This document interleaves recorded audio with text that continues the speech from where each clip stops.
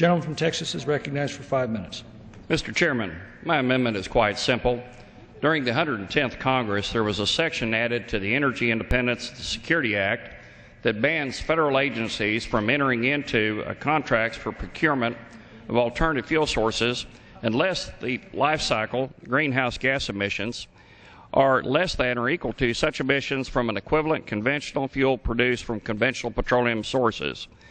This amendment would simply prohibit the government from enforcing this ban on federal agencies funded by the underlying bill.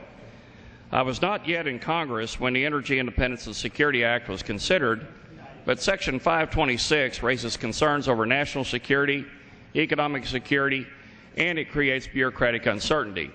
Section 526 was added to this bill to stifle the Defense Department's plans to buy and develop coal-based or coal-to-liquids jet fuels. Environmentalists allege that this coal-based fuel will ultimately produce more greenhouse emissions than would traditional petroleum resources. This situation is uncertain at best and does not account for ongoing improvements in carbon capture technologies in association with CTL technology. My amendment prohibits funds in the bill from being used to enforce Section 526.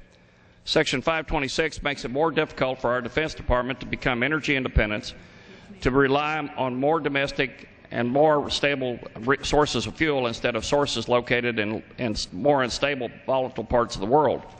This is very problematic for our Defense Department by creating uncertainty about what fuels DoD can procure, and it discourages development of new sources, particularly reliable domestic sources of energy supplies for the armed forces. Section 526 opens DoD up to quarter administrative challenges for every fuel purchase it makes. Per a July 9, 2008 letter to Senator James Inhofe from the Pentagon, such a decision could cause significant harm to the readiness of the armed forces because these fuels may be widely used and particularly important in certain geographical areas. Not only have certain extreme environmental views, policies, and regulations like Section 526 burden American families, hurt job creation, and hurt American businesses, but they are now potentially causing significant harm to the readiness of the armed forces. The Defense Department should not be wasting its time studying fuel emissions and should not have to be stifled by the arguments over how to interpret a small section of an energy law. This is an unacceptable burden to continue to place on our nation's military, and it is an unacceptable precedent set in regard to America's energy policy. I urge my colleagues to support passage of this common sense amendment. I yield back.